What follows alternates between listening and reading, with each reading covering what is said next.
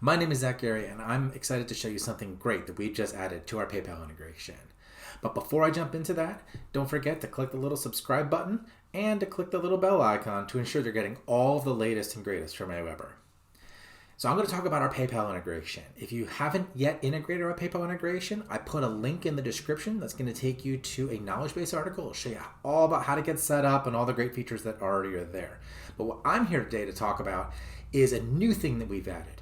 So currently, when people would make purchases, those purchases would come into Aweber and we would add those people as subscribers for you automatically. And we've taken that a step further now. Now we're taking that purchase information, what they purchased and how much they purchased it for, and bringing that into Aweber as well.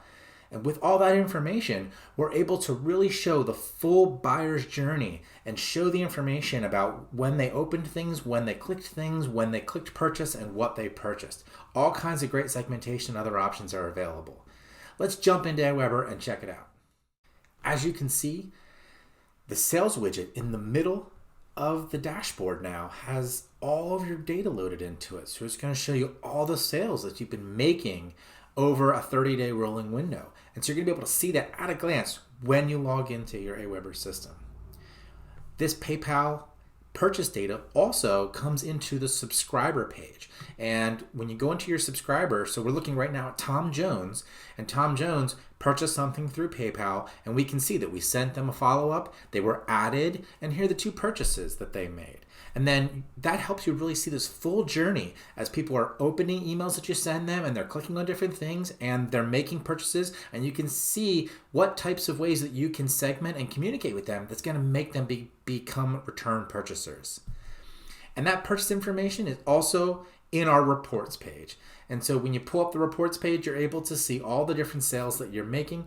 And yes, this information is inside of PayPal as well. So obviously you can use that if you'd like, but it's in here so you don't have to jump over to PayPal. And so this just continues to give you that full picture of how you're doing and where areas of improvement might be. So what does all this mean? Having PayPal purchases in Aweber helps you segment your audience, target return buyers, see the full journey of a buyer, and dial in what is and isn't working with the messaging that you're sending out to your audience. All of this is now available inside of your account. If you have any questions, we're here to help 24/7. That's all I have for now. Until next time, I'm Zach Gary. Be good to one another.